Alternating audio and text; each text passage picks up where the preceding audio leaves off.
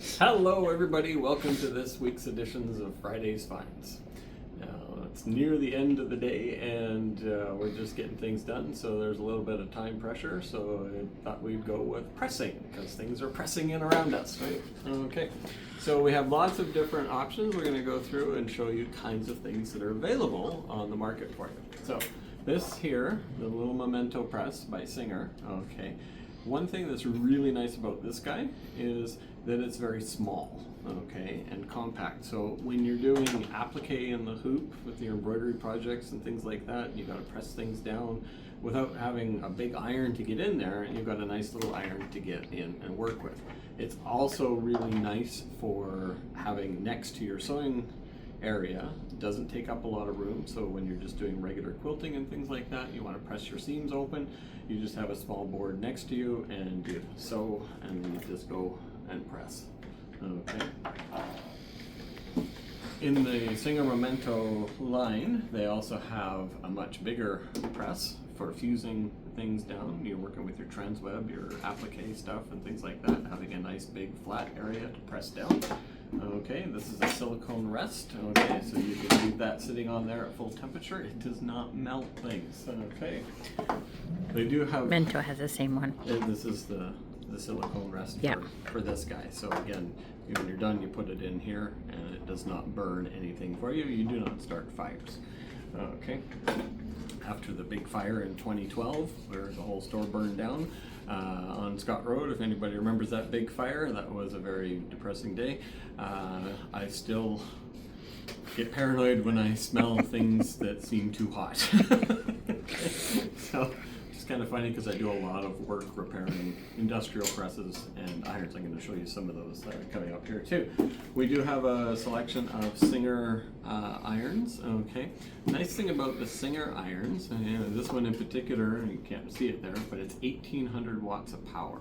Okay, now I still remember when Carrie and I got together, I had a $200 Rowenta iron and she had a $30 Black & Decker iron, and she mocked me for my iron, like, what on earth were you doing with such an expensive iron? And her iron broke one day and she was getting ready to go to church in the morning. She called me, can you bring your iron over, because I need to press my dress and my iron doesn't work anymore. So I brought it over for her, and we were just sort of dating at that point in time. Not sure if we were even actually dating yet, but she saw the power of an iron with 1800 watts of power, and how fast it heats up and how good it works compared to her little $30 Black & Decker iron. And I had to marry her to get my iron back. So,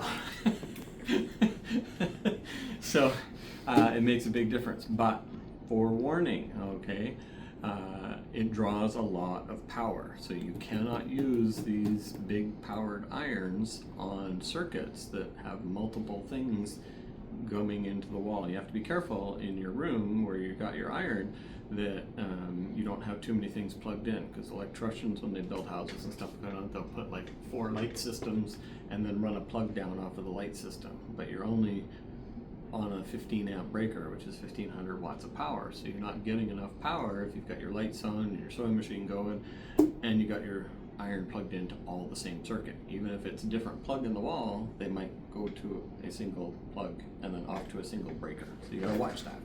Okay.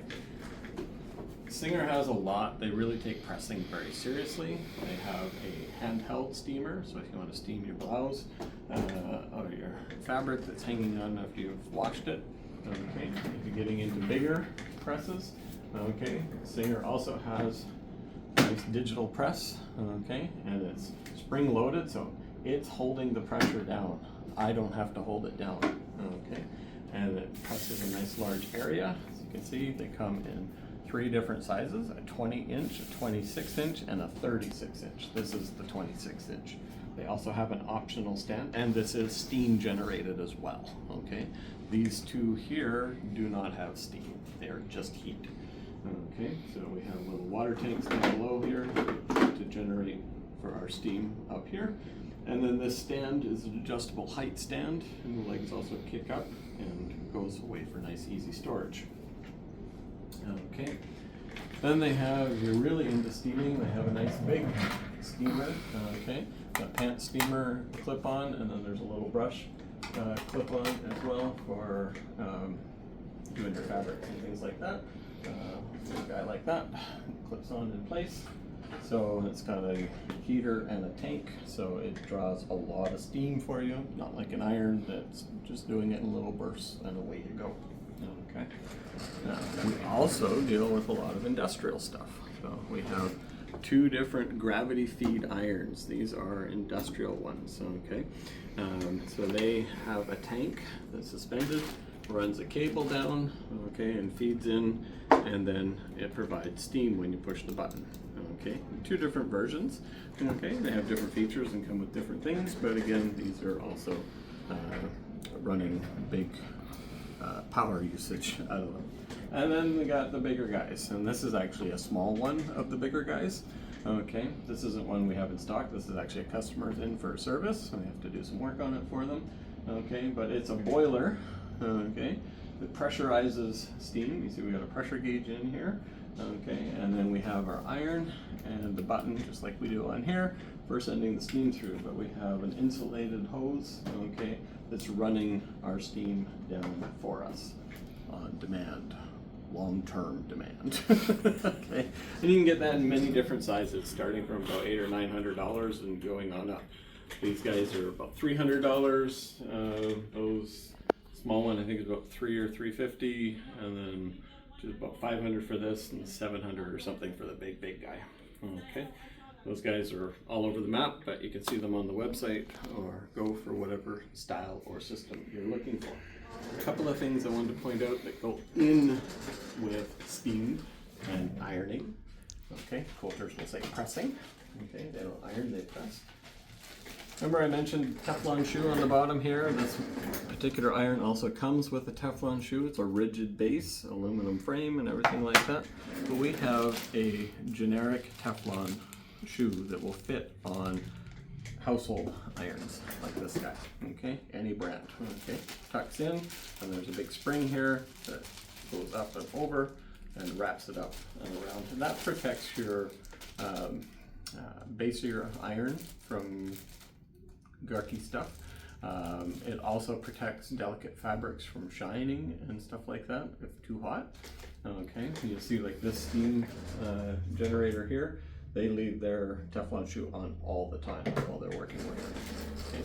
Okay. Also, if you got a really good iron but you got it messed up on the sole plate and didn't get it cleaned in time, you can put a Teflon shoe and you still keep working with your heat and your good iron, your quick on demand, because a good iron heats up fast, unlike Carrie's Black & Decker, so it didn't heat up at all. Okay, and so you can keep going with a Teflon shoe and it revitalizes your sole plate for you. However, cleaner, okay, cleaner is something you want to have on hand before you need it.